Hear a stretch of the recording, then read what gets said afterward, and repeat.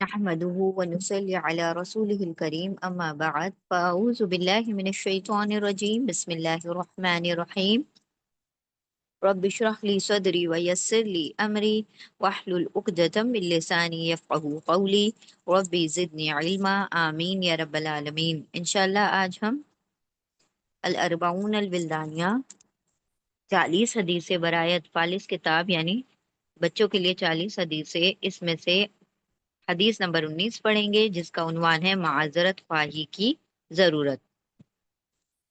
انشاءاللہ ہم حدیث کو دیکھتے ہیں، شروع کرتے ہیں۔ بسم اللہ الرحمن الرحیم۔ حدیث نمبر 19، معذرت خواہی کی ضرورت۔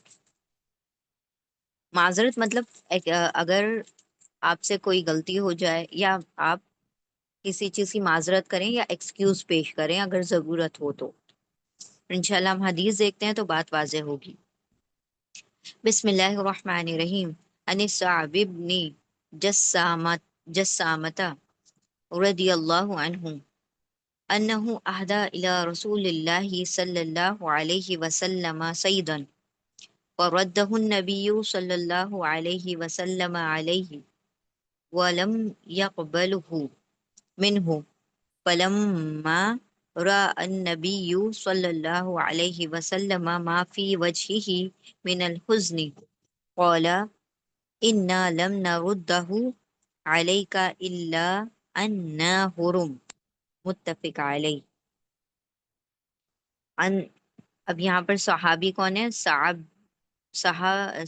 بن ابن جسامہ، صعب ابن جسامہ، اور انہوں نے جو گفٹ دیا آپ صلی اللہ علیہ وسلم کو اس کے متعلق یہ حدیث ہے، اور آپ صلی اللہ علیہ وسلم نے کس طرح سے معذرت کی اس کے متعلق یہ حدیث ہے۔ ایک مرتبہ اور دیکھیں۔ عن صعب بن جسامۃ رضی اللہ عنہ انہ اہدى الى رسول اللہ صلی اللہ علیہ وسلم سیدا فرده النبی صلی اللہ علیہ وسلم علیہ ولم يقبله منه فلما رأى النبي صلی اللہ علیہ وسلم ما في وجهه من الحزن قال إنا لم نرد عليك إلا أننا حرم متفق علیہ۔ اب ترجمہ دیکھتے ہیں ہم اس حدیث کا۔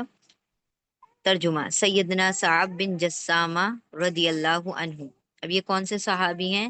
صعب بن جسامہ لیسی رضی اللہ تعالی عنہ کا تعلق قبیلہ لیس سے تھا۔ لیس ایک قبیلہ ہے، اس سے یہ تعلق رکھتے تھے۔ یہ ودان یا الابوا میں رہتے تھے۔ ابو بکر صدیق رضی اللہ تعالی عنہ کی خلافت کے دور میں یا بعض لوگوں کے قول کے مطابق عہد عثمانی میں ان کا انتقال ہوا، یعنی کافی آپ صلی اللہ علیہ وسلم کے بعد تک یہ حضرت ابو بکر صدیق اور حضرت عثمان رضی اللہ تعالیٰ عنہ کی خلافت تک زندہ رہے۔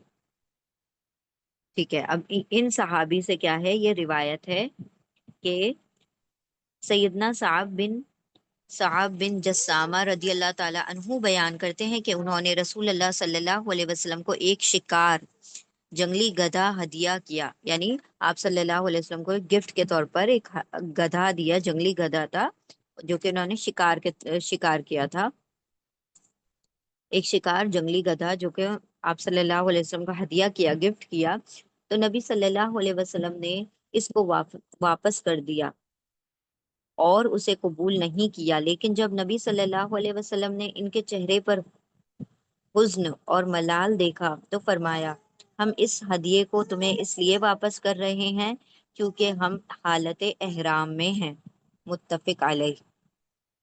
ٹھیک ہے، یعنی آپ صلی اللہ علیہ وسلم نے جب دیکھا کہ حضرت صاحب نے مجھے گفٹ دیا اور پھر جب میں نے ان کو ریٹرن کر دیا، آپ صلی اللہ علیہ وسلم نے کہا کہ نہیں، مجھے نہیں چاہیے، یعنی آپ صلی اللہ علیہ وسلم نے اس گفٹ کو ریٹرن کر دیا، اس ہدیے کو، تو ان کے چہرے پر کیا آ گیا؟ ایک حزن اور غم، مطلب ایک طریقے سے ملال آ گیا کہ آپ صلی اللہ علیہ وسلم نے میرا تحفہ کیا کر دیا؟ لوٹا دیا۔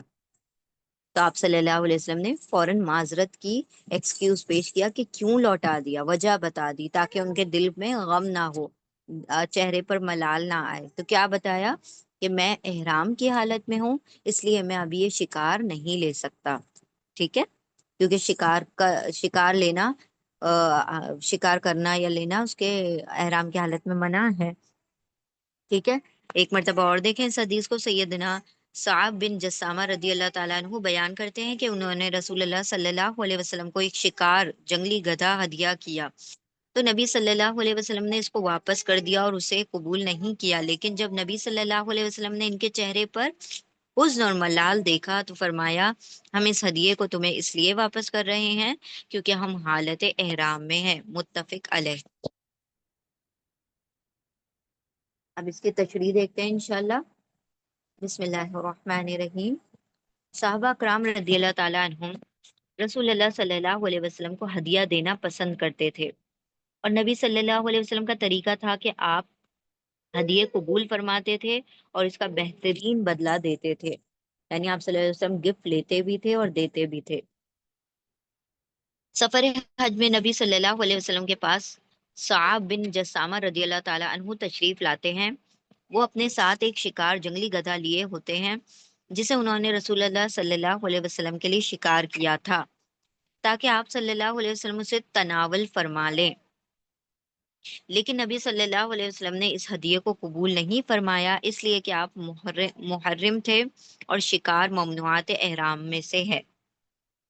دیکھیں وہی بات ہے کہ آپ صلی اللہ علیہ وسلم چونکہ احرام کی حالت میں سے اور شکار جو ہے حالت احرام میں منع ہے، تو آپ صلی اللہ علیہ وسلم نے منع فرما دیا اور ان کا شکار جو ان کا ہدیہ تھا اس کو ریٹرن کر دیا، واپس کر دیا.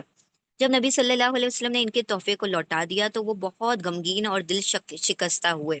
ان کو برا لگا، ان کے دل کو کیا ہو گئی، تکلیف پہنچی کہ میرا گفٹ آپ صلی اللہ علیہ وسلم نے ایکسیپٹ نہیں کیا. نبی صلی اللہ علیہ وسلم نے فوراً عذر پیش کیا، یعنی جو بھی عذر تھا، جو ایکسکیوز تھا، جو معذرت تھی وہ پیش کی، اور اس کی واپسی کے سبب کو یعنی وجہ کو بیان فرمایا اور کہا کہ ہم نے اسے اس لیے واپس کیا ہے کیونکہ ہم احرام کی حالت میں ہیں. اس کی وجہ سے ان کی آنکھ کو ٹھنڈک حاصل ہوئی اور وہ اس خبر کو اپنے ساتھیوں اور دوستوں کے درمیان بیان کرنے لگے. یعنی کہ مطلب ایک طریقے کا احساس ہوتا ہے نا کہ میرا گفٹ لوٹا دیا، تو آپ صلی اللہ علیہ وسلم نے ریزن بتایا، اس کی وجہ اور سبب بتایا، تو ان کو ٹھنڈک پہنچی، ان کے دل کو اطمینان ہوا کہ ہاں کوئی وجہ تھی اس لیے ریٹرن کیا، ورنہ آپ صلی اللہ علیہ وسلم ڈیفینیٹلی ان سے وہ جو ہدیہ تھا وہ لے لیتے. تو ان کو سکون مل گیا کہ ہاں یہ وجہ تھی اس لیے ریٹرن کیا، ورنہ آپ صلی اللہ علیہ وسلم تو ہدیہ لیتے ہی ہیں. اس حدیث سے ہمیں یہ فائدہ حاصل ہوا کہ اسباب کی وضاحت اور عذر بیان کرنے میں مبادرت اور جلد بازی سے کام لینا چاہیے تاکہ ہم شیطان پر راستے کو بند کر سکیں اور وہ ہم پر مسلط نہ ہو سکے. اللہ تبارک و تعالیٰ کا فرمان ہے کہ ہم حدیث قرآن کی آیت دیکھتے ہیں. وَقُلْ لِعِبَادِي يَقُولُوا الَّتِي هِيَ أَحْسَنُ إِنَّ الشَّيْطَانَ يَنزَغُ بَيْنَهُمْ إِنَّ الشَّيْطَانَ كَانَ لِلْإِنسَانِ عَدُوًّا مُبِينًا. سورۃ الاسراء یعنی سورہ بنی اسرائیل کی آیت نمبر 53 ہے. اس کا ترجمہ کیا ہے؟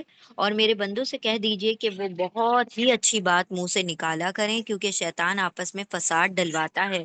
بے شک شیطان انسان کا کھلا دشمن ہے. اب دیکھیں کیا ہوتا اگر آپ صلی اللہ علیہ وسلم ریزن بیان نہ کرتے تو کیا ہوتا، ان کے دل میں وسوسے پیدا ہوتے کہ کیا اس میں کوئی خرابی تھی، یا میری کوئی بات آپ صلی اللہ علیہ وسلم کو بری لگی ہے جو آپ صلی اللہ علیہ وسلم نے میرا گفٹ ایکسیپٹ نہیں کیا. تو اس طریقے کے وسوسے کیا کرے گا، شیطان دماغ میں ڈالے گا، اور سامنے والے سے کیا ہوگی، مطلب یہ تو آپ صلی اللہ علیہ وسلم کی بات ہے اور صحابہ اکرام کا معاملہ ہے. ہم عام زندگی میں لیں، اگر ہم کسی کو تحفہ دیں اور وہ ایکسیپٹ نہ کرے تو کیا ہوگا، ہمارے دل میں برائی آ جائے گی اس کے لیے، کیونکہ ہم تو کمزور ایمان والے لوگ ہیں، ہمارے دلوں میں تو اور جلدی برائیاں آ جاتی ہیں لوگ کہ اس نے دیکھو میرا تحفہ بھی ایکسیپٹ نہیں کیا، اس کو بھی ریٹرن کر دیا، اور 10 باتیں ہم اپنے پاس سے اس میں لگا دیں گے، ملا لیں گے. کیوں؟ کیونکہ شیطان نے ہمارے ذہنوں میں وہ باتیں بھر دی، وہ وسوسے ڈال دیا، وہ وسپرنگ کر دی. تو شیطان کیا کرتا ہے، لوگوں کے منہ سے کیا کرنا چاہتا ہے کہ ایسی باتیں نکلوانا چاہتا ہے یا ایسے ذہن میں وسوسے ڈال دیتا ہے تاکہ آپس میں کیا ہو جائے، رنجشیں پیدا ہو جائیں. ٹھیک ہے. تو یہاں پر اللہ سبحانہ و تعالیٰ نے فرما دیا کہ اچھی باتیں منہ سے نکالو، ورنہ کوئی بات تھوڑی سی ادھر سے ادھر ہو نکلے گی تو سامنے والا اس کا غلط مطلب لے لے گا، اور سامنے والا نہ بھی لے گا تو شیطان اس کے ذہن میں وسوسے ڈال کے اس کو غلط بنا دے گا۔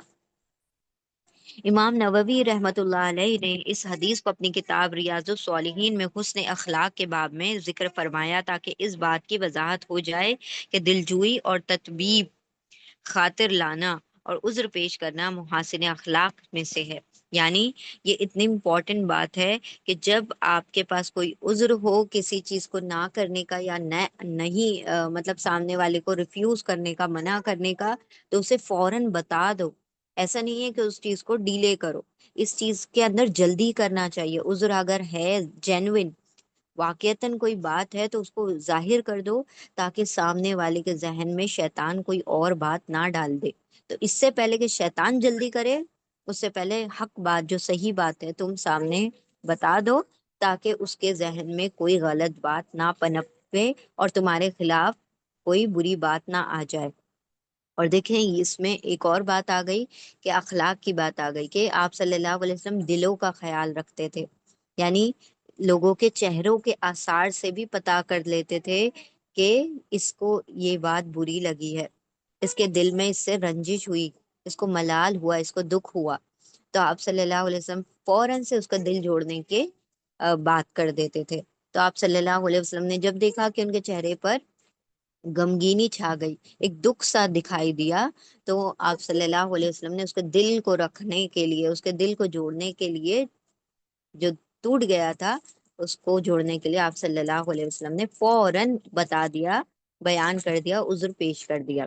تو دو باتیں یہاں سامنے آئیں، ایک تو یہ کہ اگر کوئی واقعی کوئی عذر ہو تو اس کو فوراً جلدی سے بتا دو تاکہ شیطان کیا نہ کرے، اس سے پہلے اس کے ذہن میں کوئی وسوسے نہ ڈال دے۔ دوسری بات کہ کسی کو غمگین دیکھو تو اس کی دل جوئی کرو۔ تو یہ اتنی امپورٹنٹ حدیث ہے۔ الحمدللہ، اللہ سبحانہ و تعالی ہمیں اس پر عمل کرنے کی توفیق عطا فرمائے۔ بارک اللہ لی ولکم فی القرآن العظیم ونفعنی وإیاکم بآیات و ذکر الحکیم۔ جزاکم اللہ خیرا کثیرا۔ السلام علیکم ورحمۃ اللہ وبرکاتہ۔